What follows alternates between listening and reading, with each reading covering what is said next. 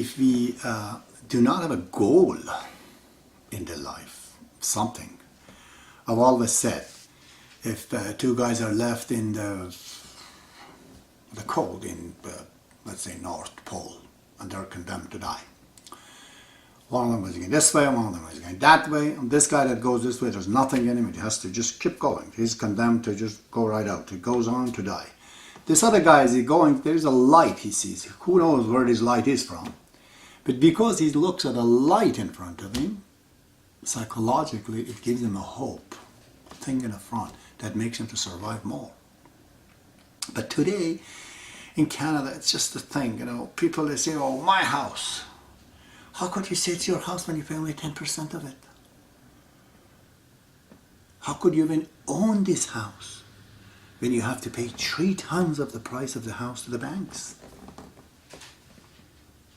How could you borrow from your future to pay for your present need? It is not a need. This is a wrongful desire that you have.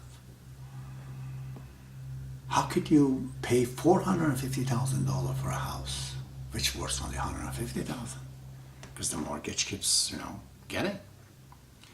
So what I suggest is that let's look at our capacity. Let's get rid of that trap of overestimation and underestimating and competing with others, sociologically, psychologically, trying to, show ourselves better than others.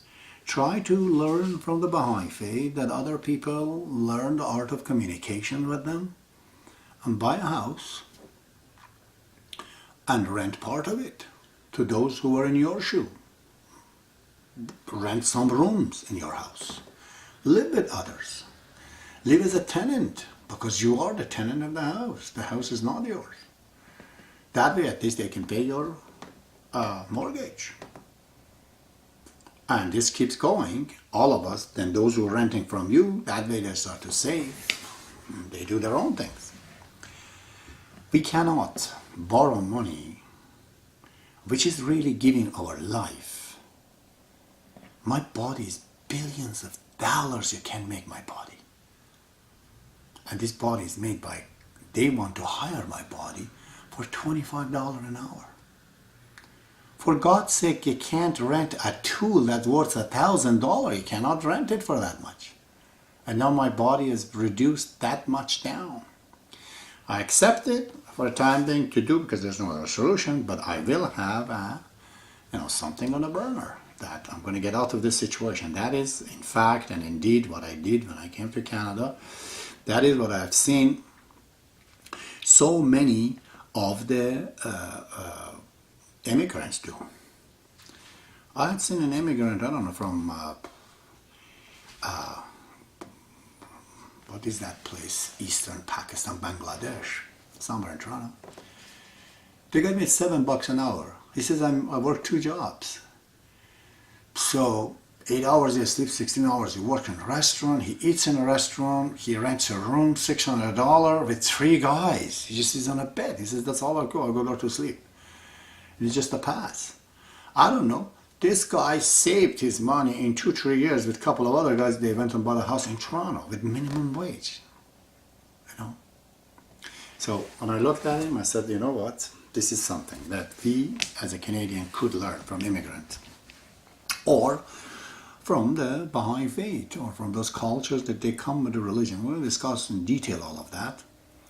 So if we learn from Baha'u'llah how to love each other, this is an energy of loving people and communicating with them and using them as a means of entertainment, live entertainment, not the TV. That energy of love can actually turn into economy, because then you like them to live with you and you're living with them like your friends.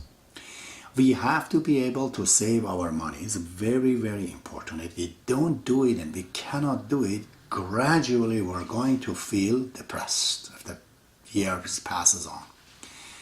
Depression comes and other things, and we start to basically start addictions, whether it is sociological, psychological, or physical addiction. Smoking, drinking, and other things. Because we then said, there's no hope for the future, I'm going to live today and for now. I call this achievement deficit disorder. When people who cannot achieve, they have a deficit in achievement. And this disorder makes them to go through addiction eventually and other things. Okay?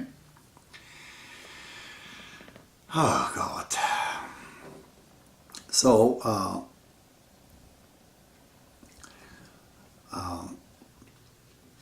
how do we do this to understand what to do?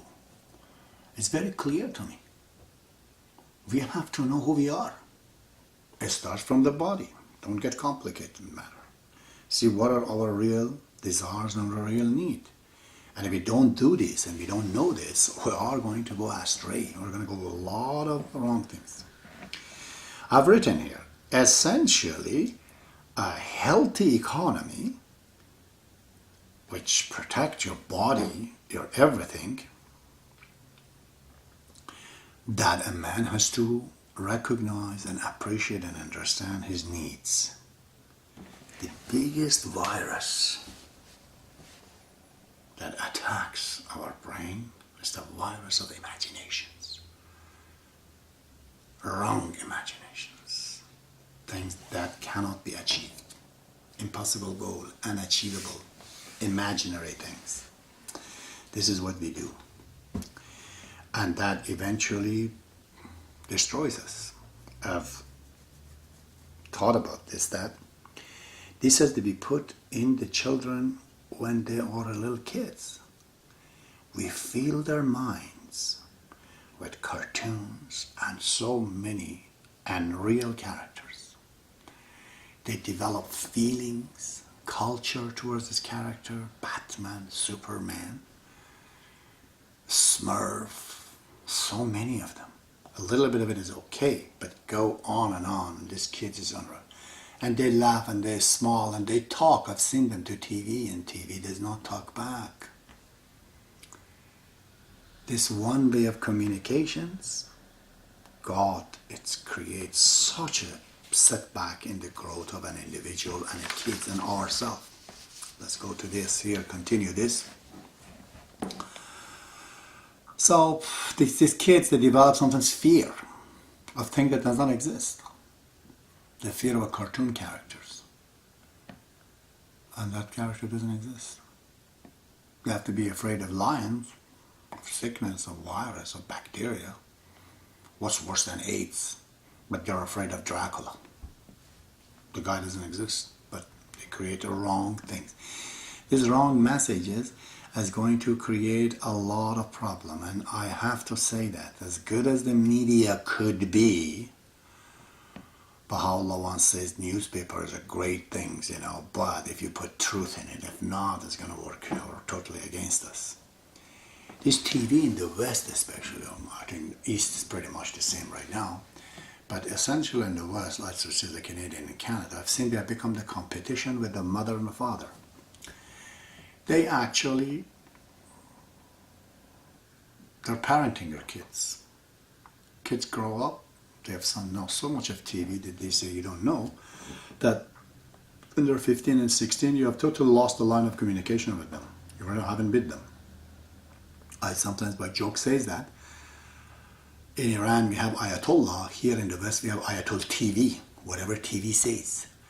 TV says hair should be like this, pants has to be like this guy is a criminal, that guy is looking crazy, this black man is furious, and this and that. Just they set everything on the mind like a Matrix movie in the head of the people, and they tell them this is how you think.